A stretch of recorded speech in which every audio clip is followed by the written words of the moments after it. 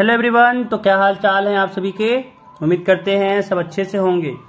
तो आज हम लोग इस वीडियो में जो आपका आकांक्षा 40 का एग्जाम होता है तो उसी के मैथमेटिक्स क्वेश्चन, जो आपका मैथमेटिक्स क्वेश्चन 40 पूछा जाता है उसी के पीवाईक्यू को हम लोग सॉल्व करने वाले हैं।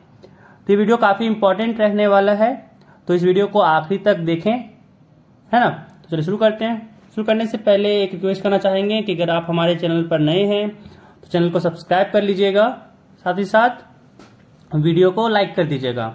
चलिए देखिए, पहला क्वेश्चन यहाँ पे कह रहा है कि हम लोग को वर्गमूल निकालना है और उसके अंदर नंबर्स कुछ दिए हुए हैं, है ना। तो अगर हम लोग यहाँ पे नंबर्स को फिर से लिखें, अगर यहाँ पे हम लोग नंबर्स को फिर से लिखें, यहाँ पे क्या हो जाएगा, एक सेकेंड।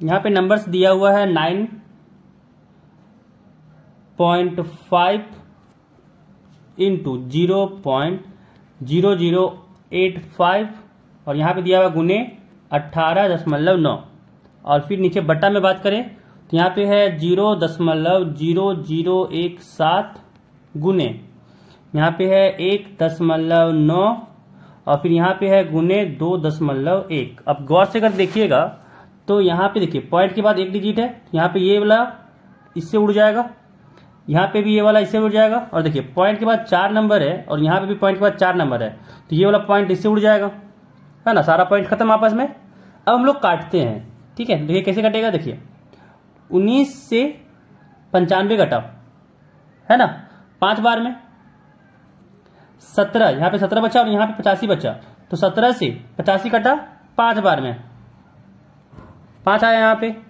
अब 21 से 189 काटना है, 21 से 189 काटे तो ये काटा 9 बार में, ठीक है। तो हम लोग को बचा क्या, तो रूट के अंदर हम लोग को बचा है 5 गुने 9। अब यहाँ पे देखिए तो रूट से बाहर क्या आएगा, देखिए यहाँ पे 5 का जोड़ा बन रहा है तो एक 5 बाहर गुने 9 का वर्गमूल हम लोग जानते हैं 3 होता है, मतलब यहां से आ गया 5 तिया 15।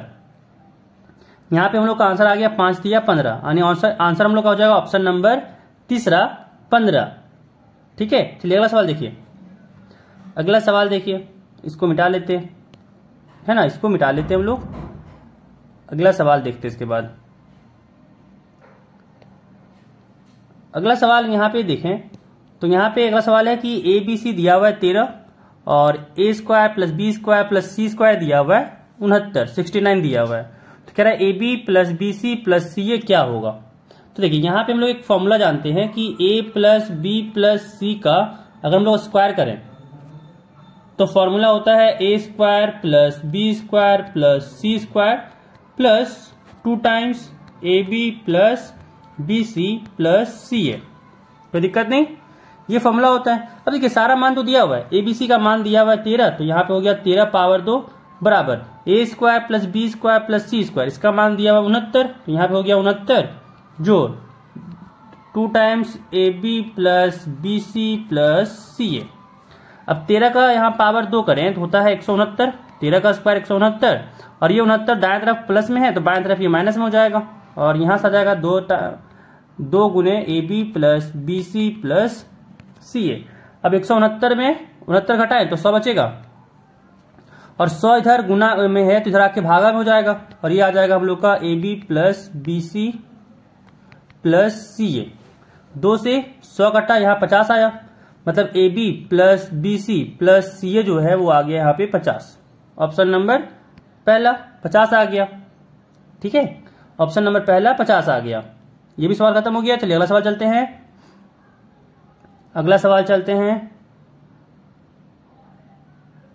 अगला सवाल यहाँ पे देखें अगला सवाल देखें तो यहाँ पे हम लोग का है कि 3 संख्याओं का अनुपात 3:4:7 है तथा इनका गुणनफल 18,144 है, तो संख्याएं क्या होंगी, है ना। तो देखिए अनुपात में दिया है तो मान लेंगे वो संख्या हो जाएगा आपका 3x 4x और 7x, क्योंकि अनुपात में है ना। अब कह रहा है इसका गुणनफल कितना है, इसका गुणनफल है 18,144, मतलब 3x गुने 4x गुने 7x, ये आपका है 18,144।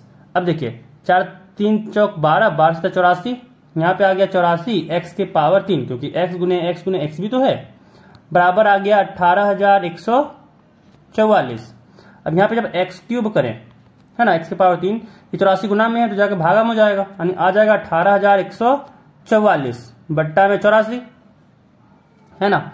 और जब 84 से 18,144 को काटें तो ये आएगा 216। आप काट के देख लीजिएगा, ये आएगा 216, ठीक है।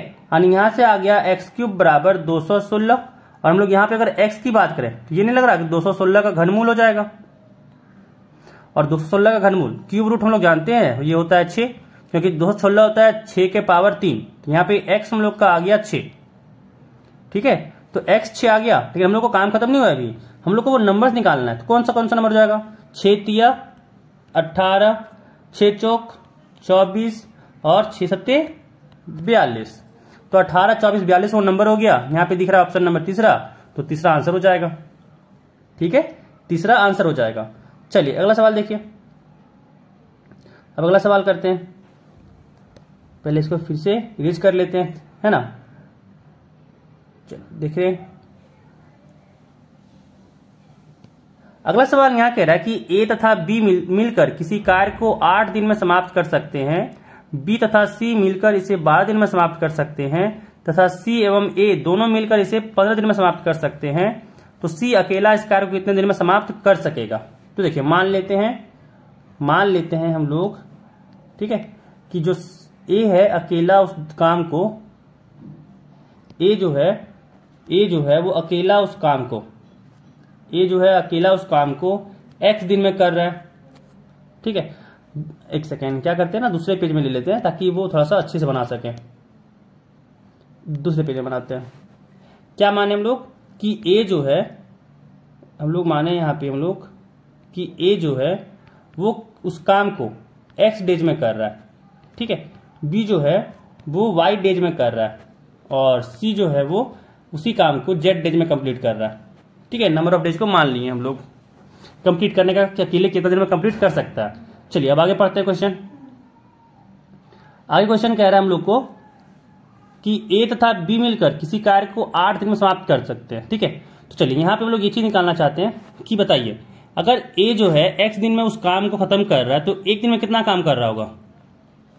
एक दिन में, ए के बारे में बात कर रहे हैं, एक दिन में वो कितना काम कर रहा होगा? 1/x, तब ना डेली इतना 1/x कर करके x दिन में पूरा काम खत्म कर दिया, ठीक है। अगर b की बात करें तो b एक दिन में कितना काम कर रहा होगा? 1/y। और वैसे c की बात करेंगे हम लोग तो c एक दिन में कितना काम कर रहा होगा? 1/z, ठीक है, 1/z काम कर रहा होगा c। चलिए अब यहाँ पे जो दिया हुआ है उस इक्वेशन को बनाते हैं।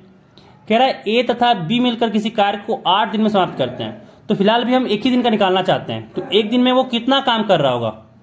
एक दिन की बात करेगा तो यहाँ पे है ए तथा बी मिलकर 8 दिन में खत्म कर रहा है, तो एक दिन में कितना काम कर रहा होगा? एक दिन में ए और बी मिलकर काम कर रहा होगा, जो ए एंड बी एक दिन में कितना काम कर रहा होगा? तो 1/x जोड़ 1/y, और ये कह रहा है कि 8 दिन में खत्म कर रहा है, तो भाई एक दिन में कितना काम कर रहा होगा? 1/8, 1/8 काम कर रहा होगा। चलिए अब बात करते हैं हम लोग बी एंड सी के बारे में, है ना। बी एंड सी के बारे में क्या बोला? कह रहा है बी तथा सी मिलकर इसे 12 दिन में समाप्त करते हैं। 12 दिन में समाप्त करता है तो एक दिन में कितना काम कर रहा होगा? 1/12, है ना।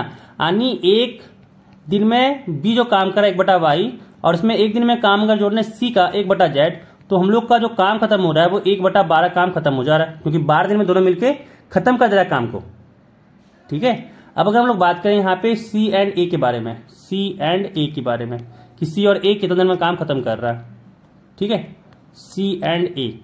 एक सेकेंड, थोड़ा सा इसको शिफ्ट कर लें बाएं तरफ, स्पेस बन जाएगा,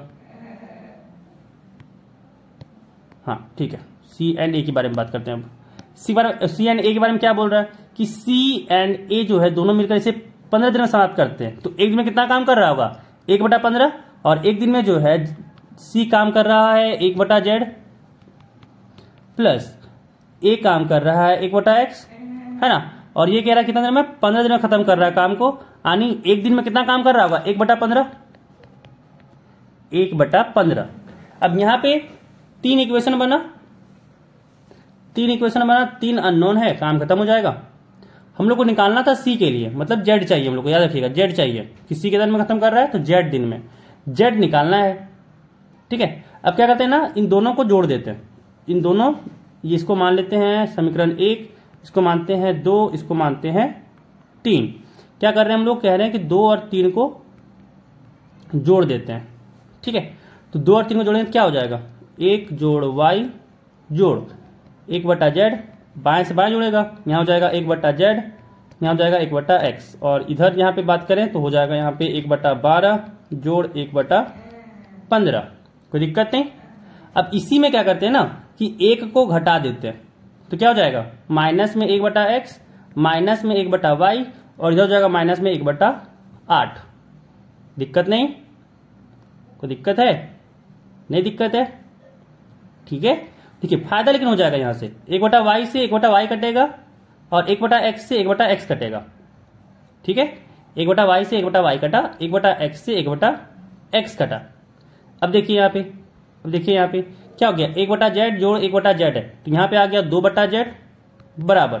अब यहाँ पे 12, 15 और 8 का एलसीएम लेंगे हम लोग।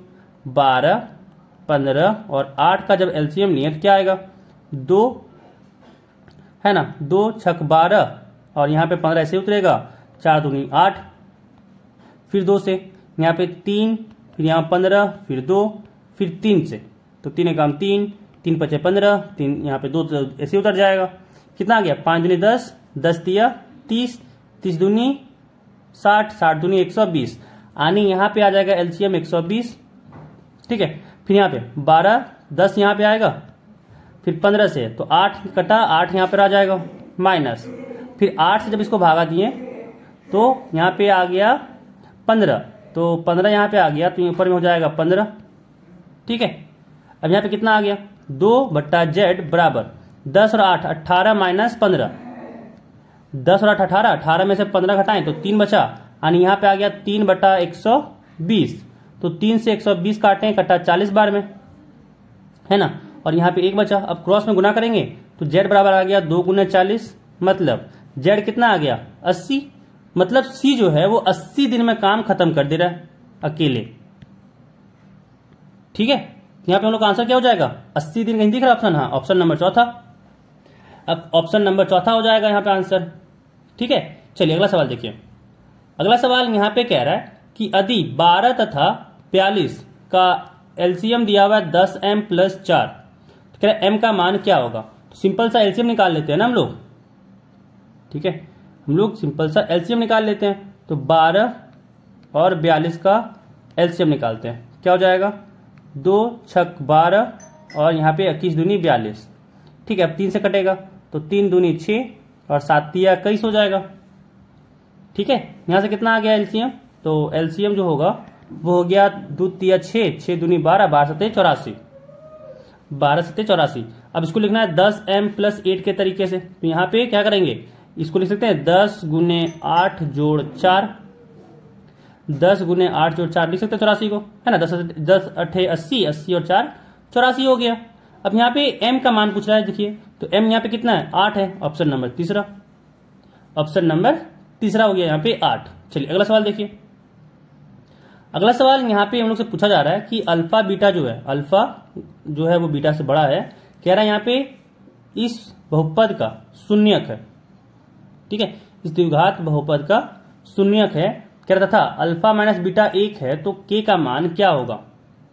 अल्फा माइनस बीटा 1 दिया हुआ। अब देखिए अगर अल्फा बीटा शून्यक है तो यहां से कह सकते हैं कि जो अल्फा जोड़ बीटा होगा वो हो जाएगा -5/1, क्योंकि होता है -b/a, b यहाँ पे -5 है, a यहाँ पे 1 है, तो -5/1 हो गया। समझ आया, -5/1, तो यहाँ पे कितना आ गया, अल्फा प्लस बीटा 5 हो गया। अगर हम लोग अल्फा गुने बीटा की बात करें तो अल्फा गुने बीटा क्या होता है, c/a, c यहाँ पे k है और a यहाँ पे 1 है, तो अल्फा इंटू बीटा तो k ही हो गया। और साथ ही साथ अल्फा माइनस बीटा हम लोग को दे रखा है कि ये 1 है। ठीक है, हम लोग को k का मान पूछ रहा है, हम लोग को k का मान पूछ रहा है। अब चलिए यहाँ पे इसको मिटा के ना थोड़ा सा स्पेस बनाते हैं और फिर हम लोग सॉल्व करते हैं।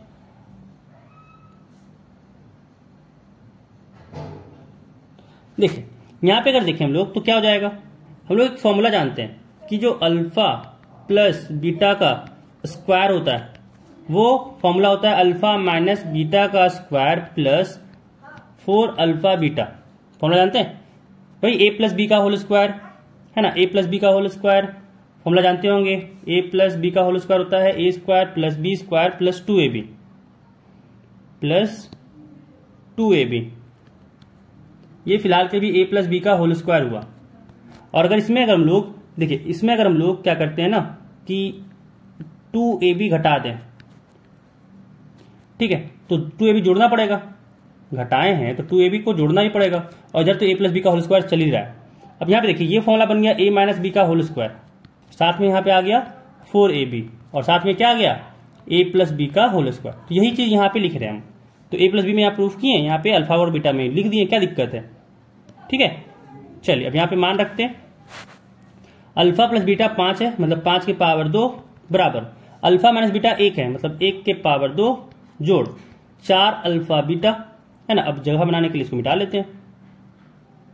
अब यहाँ पे अगर इसको सॉल्व किए हम लोग, क्या मिला हम लोग को, यहाँ पे देखिए, यहाँ पे अगर देखें तो हम लोग का आया 4 अल्फा बीटा बराबर 5 का पावर 2 25, और ये देखिए प्लस में था, इधर जाके माइनस में हो गया तो -1, और यहां से देखें तो 25 - 1 आ गया 24, यानी 4 अल्फा बीटा आ गया यहाँ पे 24।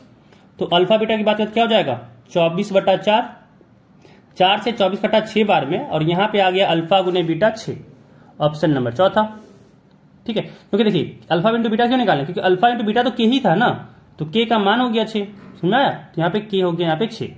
चलिए अब अगला सवाल चलते हैं। अगला सवाल यहाँ पे कह रहा है कि यदि रेखीय समीकरणों a1x plus b1y plus c1 बराबर 0 तथा a2x plus b2y plus c2 बराबर 0 की जोड़ी जिनके अनंत रूप से बहुत हल हैं, तो यहाँ बताइए कि कौन सा कंडीशन सही होगा, ठीक है, कौन सा कंडीशन सही होगा। तो अनंत सॉल्यूशन, ठीक है, इनफाइनाइट सॉल्यूशन के लिए हम लोग जानते हैं कि ऑप्शन नंबर ए होगा कि a1/a2 बराबर होगा b1/b2 के, बराबर होगा c1/c2 के, ऑप्शन नंबर पहला। चलिए अगला सवाल देखिए। अगला सवाल यहाँ पे कह रहा है कि यदि दो सदृश त्रिभुजों के परिमाप 40 सेंटीमीटर 50 सेंटीमीटर है, ठीक है, तो प्रथम तथा दूसरे त्रिभुजों के क्षेत्रफलों का अनुपात होगा। तो फॉर्मूले की बात करें हम लोग, तो फॉर्मूला क्या होता है ना कि जैसे ही आपका यहाँ पे एरिया की बात करें हम लोग, त्रिभुज का जो क्षेत्रफल होगा उसका जो रेशियो होगा, अनुपात होगा, वो परिमाप के अनुपात का स्क्वायर होगा, ठीक है, यानी 40/50 की पावर 2 हो जाएगा। तो 0 से 0 कटा, 4/5 का पावर 2 आया, मतलब 4 की पावर 2 बटा 5 की पावर 2, 4 की पावर 2 16 हो गया, 5 की पावर 2 25 हो गया। तो यहाँ पे जो अनुपात हो गया वो हो गया 16:25, ऑप्शन नंबर चौथा, ठीक है, ऑप्शन नंबर चौथा। चलिए अगला सवाल देखिए। अगला सवाल यहाँ पे है कि त्रिभुज एबीसी की भुजाएं के मध्य बिंदु को जोड़कर त्रिभुज PQR बनाया गया है, और त्रिभुज PQR तथा त्रिभुज ABC के क्षेत्रफल का अनुपात होगा, ठीक है। यहाँ पूछा जा रहा है कि अनुपात क्या होगा।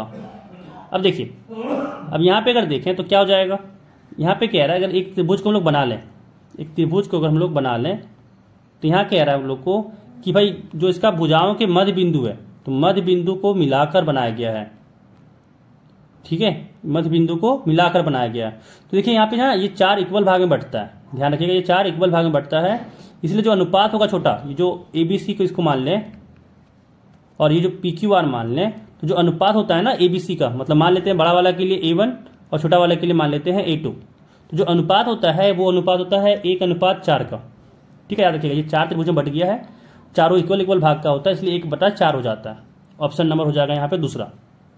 चलिए अगला सवाल देखिए।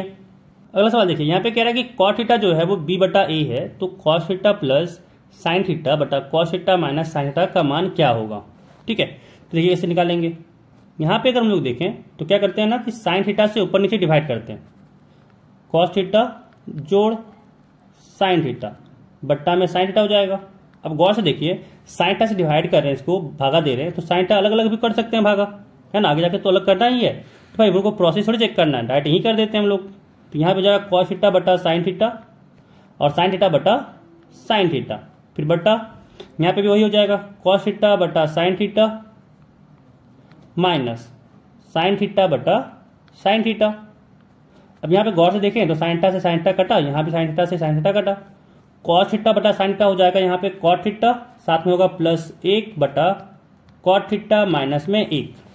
ठीक है, अब मान रखते हैं यहाँ पे b बटा a है, तो b बटा a जोड़ 1 बटा b बटा a माइनस 1। अब यहाँ पे क्या करते हैं, एलसीएम लेते हैं। यहाँ पे जैसे ही एलसीएम लिए, यहाँ पे हुआ a, यहाँ पे आया b, और यहाँ से हो गया प्लस में a बटा, यहाँ पे भी एलसीएम आया a, यहाँ पे बचा b माइनस, यहाँ पे हो गया a से a कटा, और यहाँ पे आ गया b जोड़ a बटा b माइनस में a। ऑप्शन नंबर कौन सा, चौथा। ठीक है, ऑप्शन नंबर चौथा। तो इस वीडियो में बस इतना ही। अब मिलते हैं अगले वीडियो में, जहां पे हम लोग 91 से लेके 100 तक के क्वेश्चन करेंगे। ठीक है, और इस वीडियो में बस इतना ही। फटाफट से अगर अभी तक आप लोग हमारे चैनल को सब्सक्राइब नहीं किए हैं तो सब्सक्राइब कर लीजिए, साथ ही साथ वीडियो को लाइक कर दीजिए।